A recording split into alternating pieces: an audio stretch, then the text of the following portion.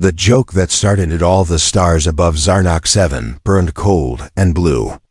On this alien planet, strength was everything. Weakness was laughed at. And humans? They were considered the weakest of all.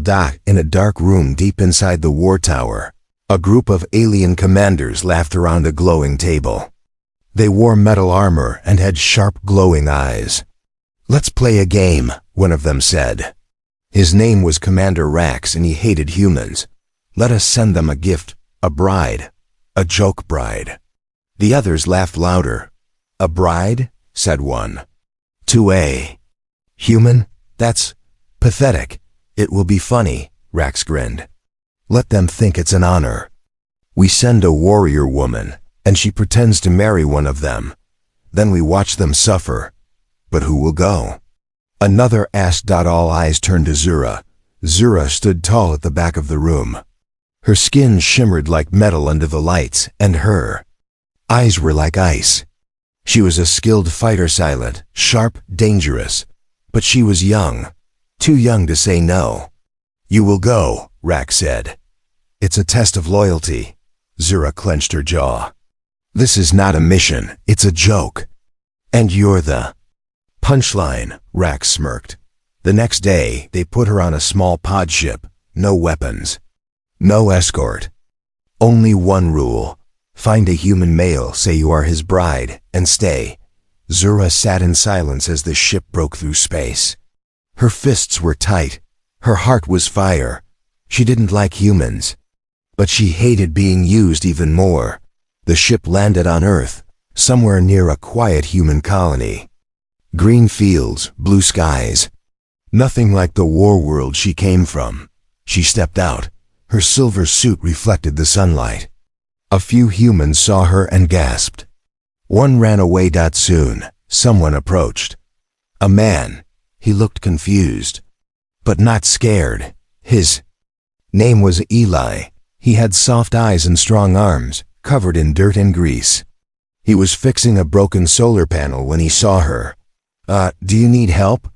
he asked. Zura looked him over. Weak, simple, human. She remembered the instructions. "I am your bride now," she said flatly. Eli blinked. "Come again?" "I am your bride. I will stay." He scratched his head. "Is this some kind of prank show?" She didn't answer. She just walked past him and stood inside his small house. He followed, slowly. "Okay, wow, this is happening." The first night was quiet. Zura sat by the window, watching the stars. Somewhere out there, they were watching her. Laughing. She sent a message to her command. Landed. Human located. Request extraction. No reply. In the morning, Eli gave her food. She didn't eat. She just stared. "You don't talk much, do you?" he said, smiling kindly. She looked at him. "You are not what I expected." "Well, that makes two of us." Days passed. Zura did not smile, but she watched Eli. He worked with machines. He built solar tools and small robots. He helped others in the colony. People liked him. He was not weak. He was kind. And kindness was rare in her world. A week later, Zura tried to contact her planet again. Still no reply. She went outside and looked at the sky. She understood now. They never planned to bring her back. It was not just a joke. It was exile. She had been thrown away like trash. Her heart burned with quiet rage. But when she looked at Eli, fixing a broken drone with patience and care, something in her changed. He looked up and saw her watching. "You okay?" he asked. "No," she said. "But I will be." That night, she sat beside him while he worked. She asked questions. He explained machines. She listened. When she went to sleep, she dreamed for the first time in years. Not of war, but of peace. Back in the war tower of Zarnok 7, Commander Rax received her messages. He laughed. Still alive. He said, "How boring. What if she adapts?" One officer asked. "She won't," Rax said with a grin. "She's a soldier, not a lover." But far away on Earth, Under a quiet sky, Zura was no longer just a soldier, and the joke was starting to change. Zura had never seen rain before. On Zarnok 7, the skies were dry, the ground was steel, emotions were weakness, and love was fiction. But here, on Earth, water fell from the sky like the planet itself was crying. The drops hit the rooftop in soft rhythmic taps. Zura sat on the wooden porch of Eli's house, her silver boots muddy, her face turned upward. She didn't flinch when the rain touched her skin. Instead, she closed her eyes. "What are you doing out there?" Eli called from inside. "Listening," she said. "Your sky makes music," Eli chuckled. "It's just rain." Zura shook her head. "Nothing is just anything." It had been 9 days since her arrival. 9 days of confusion, silence, and strange warmth. The small human colony accepted her presence. They whispered, stared, but never attacked. No one laughed in her face. No one tried to use her. That, in itself, was more alien than anything else. Eli gave her space. He didn't ask too many questions, but he was always there offering tea, explaining machines, and making awful jokes, like the one about the alien invasion via marriage. She never laughed. But something in her chest moved when he smiled. One evening, Zura explored Eli's workshop. Metal arms, glowing wires, broken gadgets. It was messy but alive. He was repairing a hovering delivery drone, his fingers careful, his eyes focused.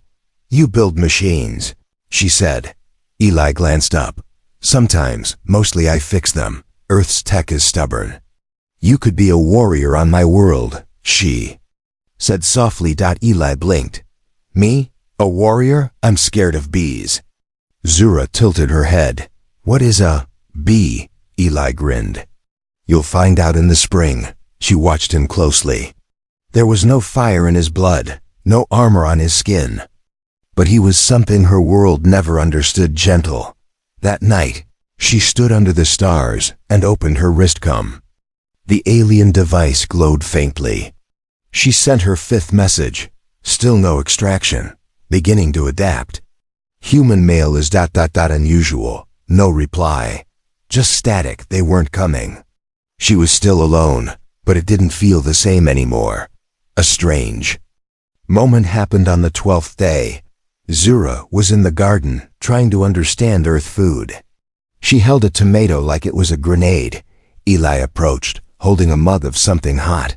"You ever tasted one?" he asked. Zura sniffed the tomato. "It smells like plant blood." "That's accurate, actually." He picked one up and took a bite. Red juice dripped down his chin. "Want one?" he asked, offering it. Zura looked at him like he was offering poison. But she took a bite. And for the first time in her life she giggled. Just a little. It was soft. Almost accidental. But Eli heard. You laughed," he said, amazed. "I did not." "You did." It was a muscle spasm. "Sure." She turned away, but the corners of her lips twitched. Later that night, as she sat alone, Zura felt something strange in her chest. A slow thudding. A warmth. She scanned herself. No injuries. No fever. Just a feeling. What was this planet doing to her?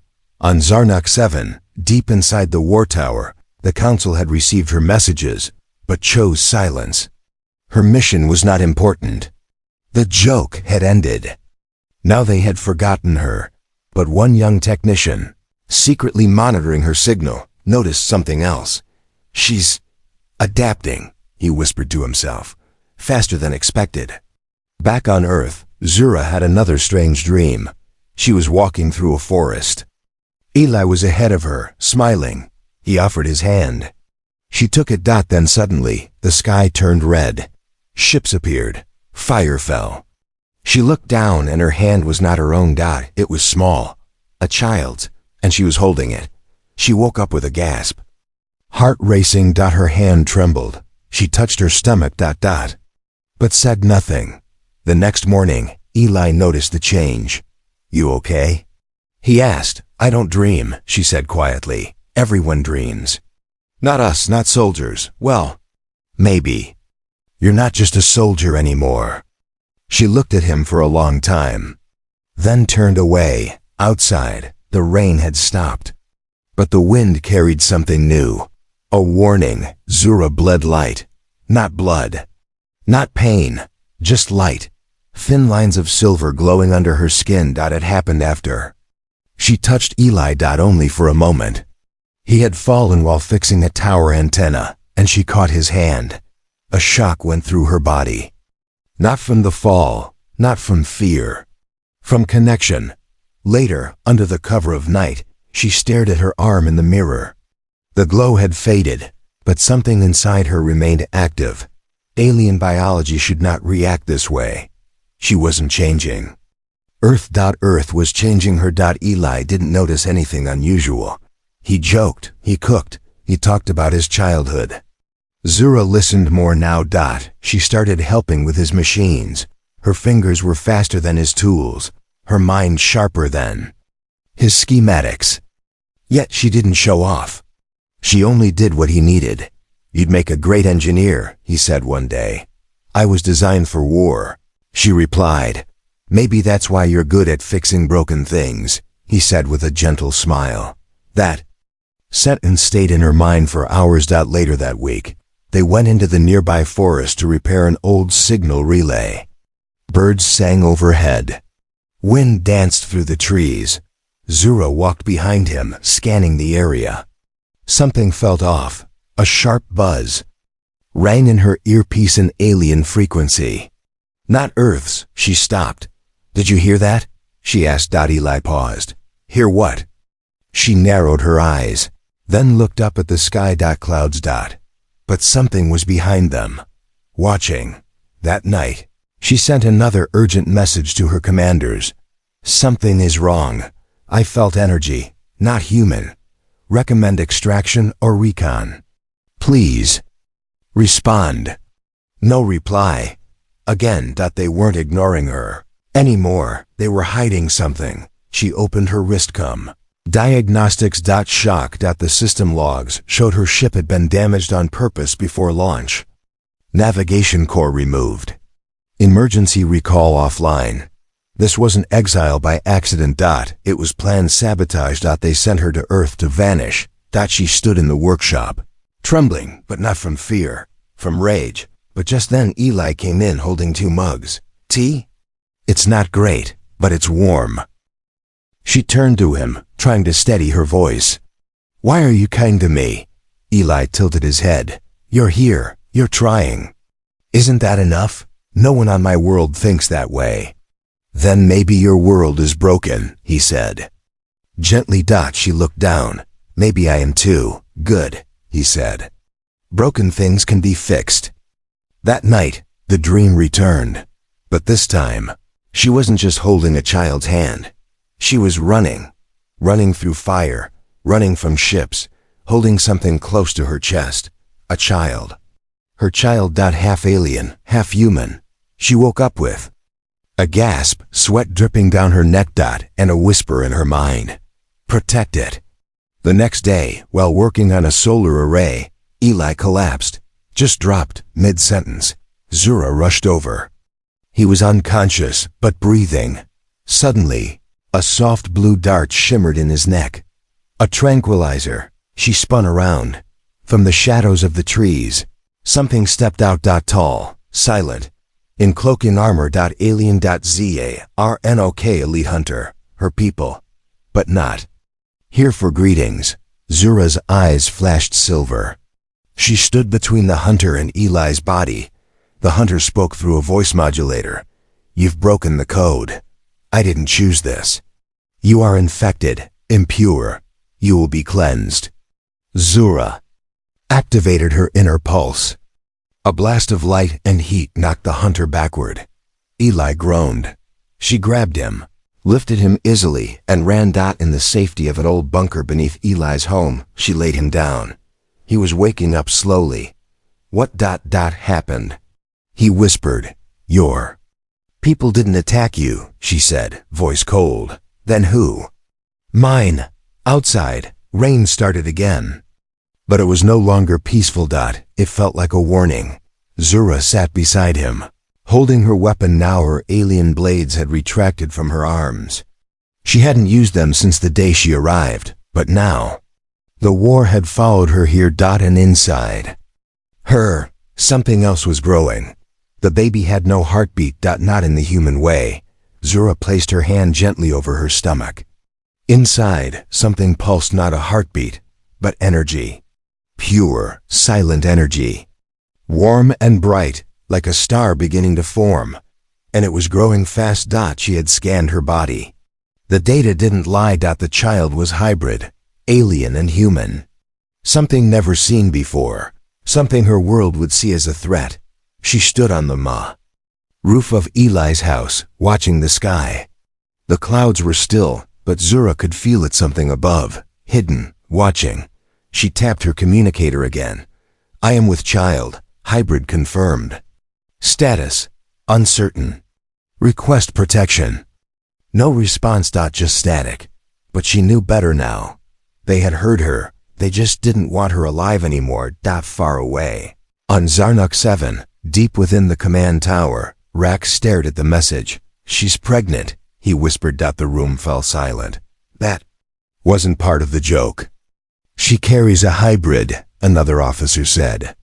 It could evolve beyond both species. Rax's jaw tightened. Terminate her. Immediately. Back on Earth, Zura was already preparing. She moved Eli to a new shelter, a hidden underground facility built during Earth's past wars. It was old, but strong. Eli was still recovering, confused and tired. I don't understand, he whispered. Why would your people hurt you? Because I carry change, she said. Is it real? He touched her stomach, hesitant. Zura nodded. You're carrying our child? She nodded again, slower. Eli smiled faintly, but his eyes held fear. 2. Zura. They all come. They already have. Later that night, Zura stepped outside. The wind was still. Then she felt it. A sudden drop in air pressure. Cloaked ships. She ran. The attack came without warning. A beam of light sliced the forest. Trees exploded. The ground shook. Zura flipped, dodged, and activated her armor. Her body shimmered with silver plates that formed like liquid over her skin. One hunter dropped from the sky. Then another. She fought them, hard blades out, silent, brutal. She was not a bride anymore. She was a warrior, but they kept coming. Too many. She was pushed to the ground. Hunter raised his weapon. Then boom. The blast came from behind. A homemade energy cannon, Eli's invention, tore through the trees. The hunter flew back. Armor shattered. Eli stood at the edge, chest heaving, smoke in his hands. You really need to show me how to use your tech, he said. Zura stared at him, her chest rising. You followed me? Yeah, you forgot your radio, he smiled. They ran together, deep into the bunker tunnels. Behind them, the sky turned red again. But Zura didn't stop. She had seen the future in dreams. Now she had to build it. Hours later, as the hunters searched, above, Zura sat by a fire in the deepest part of the bunker. Eli cleaned a cut on her arm. Why does it matter so much to them? He asked. Zura stared into the flames. Because I'm no longer one of them, and the child I carry proves that we can be more. They're scared of that? They're terrified. Far above Earth, a new command ship arrived. Not small, not secret. A massive war carrier, cloaked in orbit, waiting for orders. Inside it, a voice spoke coldly. If extraction fails, we burn the planet. Back in the bunker, Zura stood, her hands glowing softly. I can't run anymore, she said. What do we do? Eli asked. We make them see, she said, that I'm not afraid. The child was dreaming before it was born. Zura saw it in flashes. Visions, colors, a sky burning gold. A voice calling her name from far away, not in words, but in pulses of light. She didn't know how, but the hybrid was already reaching out. speaking, shaping the world around it. Every night, it whispered something new. And with every dream, Zura's powers grew stronger. The forest near the bunker was quiet now. Too quiet. Birds had vanished. The wind had gone still. Zura stood outside, eyes closed, hands deep in the earth. She could feel everything: roots, vibrations, sound waves, like the planet itself was breathing with her. She was no longer just an alien visitor. She was tuning into Earth. Inside her, the child pulsed again, brighter than before. Eli watched from a distance, concern on his face. Zura looked different now. Her skin faintly glowed at night. Her presence made machines flicker when she walked by. Even his tools started reacting to her nearness. Metal bent softly, wires sparked. "Is it safe?" he asked gently. Zura turned to him. "Nothing is safe now," she said. "But I'm not broken. I'm becoming." They went back underground. Eli showed her a project he'd been hiding, a half-built fusion core, based on her tech. "I was trying to build clean energy," he said. "But now, maybe we can turn it into something else. A shield, a weapon, something to protect you." Zura placed her hand on the core. It glowed instantly, humming like a living heart. "She agrees," Zura said quietly. Eli looked confused. Zura met his eyes. The child. That night, another dream came. This time it wasn't soft. It was fire. The sky split open. Alien ships filled the clouds. Humans ran in fear. Zarnok soldiers fired down into cities. And then silence. Zura stood in the middle of it all, holding a small girl with silver eyes and golden skin. The girl looked up at her and said, "They're coming for me." Zura woke up gasping. The air was shaking. Literally. The next morning, Earth's military arrived. Not to help. To contain. A sleek black transport landed outside the forest. Soldiers in advanced armor marched out. Drones hovered overhead. A tall woman in a dark coat stepped forward. Her name, Director Reeve. She held up a photo of Zura. "We know what you are," she said coldly. "We know what you carry. Come quietly." Zura stood still. "I'm not your enemy," she said. Reeve's eyes narrowed. "That child could change everything. We're not taking chances." Eli stepped forward. "You're making a mistake. You're harboring a weapon," Reeve replied. Eli glanced at Zura. She nodded once and then did something no one expected. She raised her hand toward the sky, and every drone dropped from the air dead. Silent. The soldiers lifted their weapons. Zura didn't flinch. "Leave," she said. Reeve stared at her, then slowly lowered her hand. "We'll be back," she warned. "With fire." That night, Zura sat alone in the garden behind the bunker. Stars blinked above her. The child kicked gently, like a spark dancing through her ribs. "You chose this world," she whispered. "Didn't you?" Inside her, the energy pulsed once. Yes. High above, hidden in orbit, the Zarnak warship activated. Dozens of hunter pods prepared to drop. Inside the command deck, Rack stood in front of a screen showing Earth. "If the child is born," he said, "we lose control." He raised his hand. "Begin invasion." Back in the bunker, Eli and Zura stood together, staring at a hologram. Alien ships, hundreds, were moving toward Earth's atmosphere. "This is it," Eli said. Zura nodded. "She's almost ready." She said, "Are you ready?" he asked. Zura didn't smile, but her eyes were calm.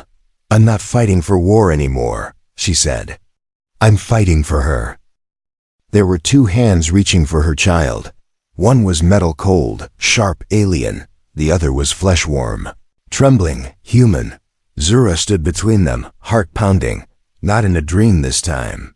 This was real. The child inside her kicked, sensing the choice. Give it to the galaxy, or protect it from both worlds. Hours earlier, the skies above Earth cracked open. Zarnok warships pierced the atmosphere like falling blades. The ground trembled. Cities saw fire. Panic spread. And the world blamed one name, ZUR, a dot in a sealed government. Base, deep under Earth's surface, Zura sat in a metal chair. Cuffed, surrounded by soldiers. Ela was gone, taken somewhere else. His screams still echoed in her mind. Director Reeve stood across from her, arms crossed. "You lied to us," she said. "You brought war to our planet." "I brought life," Zura replied, voice cold but calm. "You brought a weapon. We want the child." Zura didn't blink. "You can't control her," Reeve leaned forward. "Then no one will." Back on the surface, Eli fought against his restraints.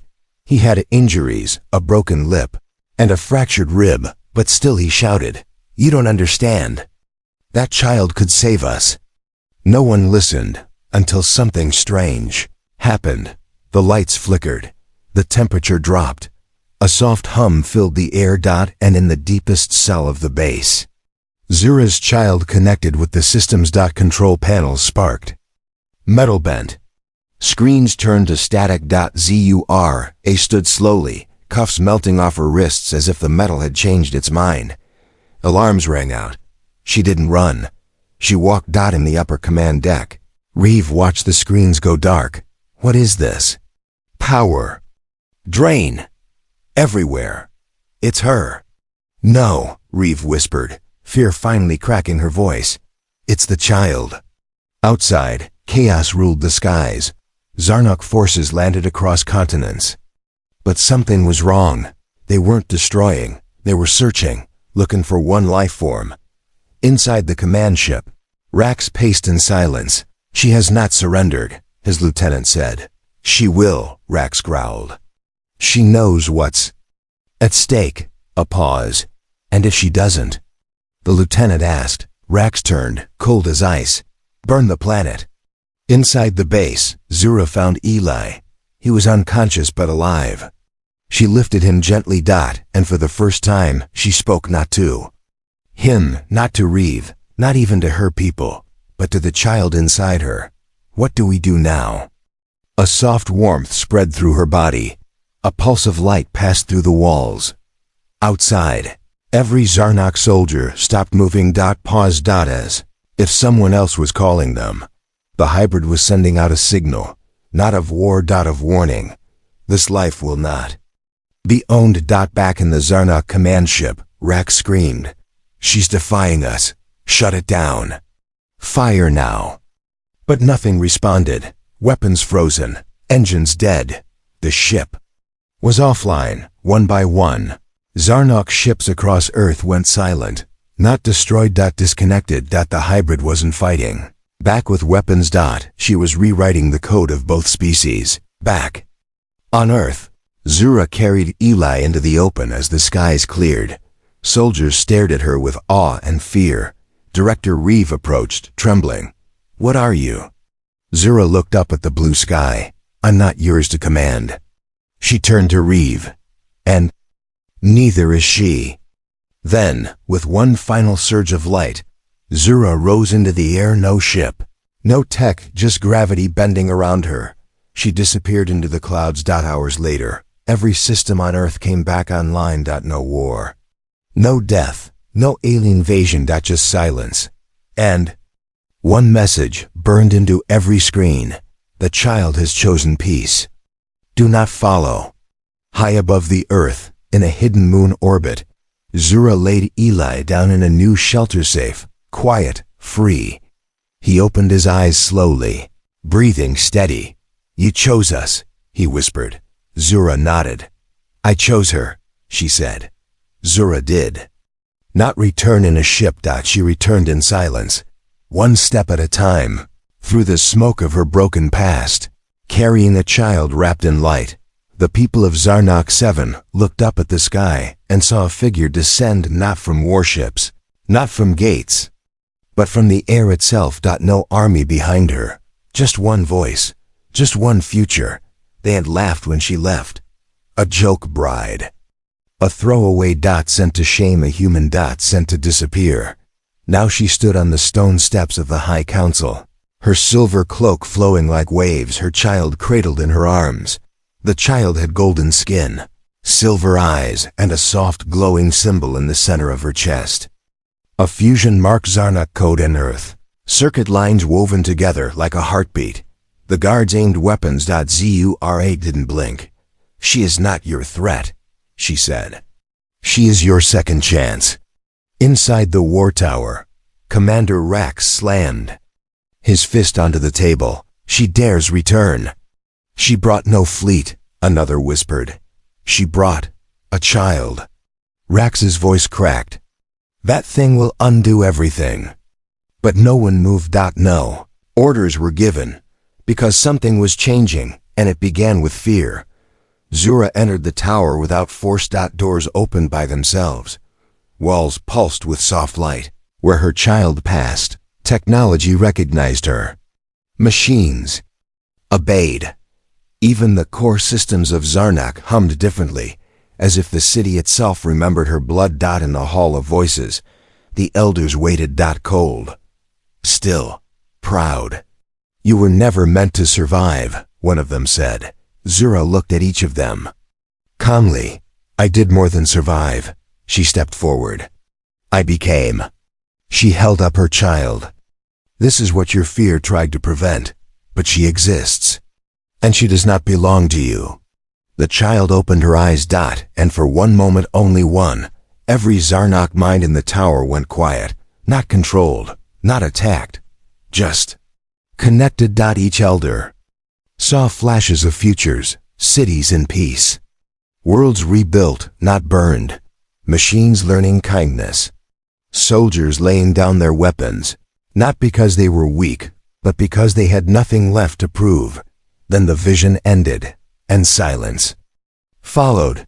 Zura turned to leave. No one stopped her. No one could. One young commander dropped to his knees. Another followed. Soon the room was filled with silent figures, bowing not to her, but to what she had created. Outside the tower, the people of Zarnak gathered. Watching. Waiting. Zura stood tall. "She is not the end of your ways," she said to the crowd. "She is the beginning of something better. She carries your strength." And their heart. Above them, the sky shifted.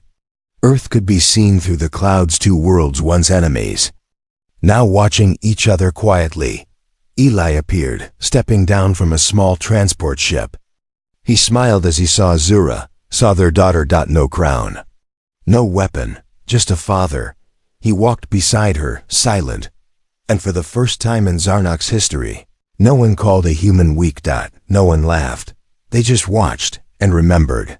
Later that night, as stars filled the sky, Zura whispered to her daughter, "They sent me as a joke, but I came back with you." She looked down into the baby's glowing eyes. "They will never laugh the same way again."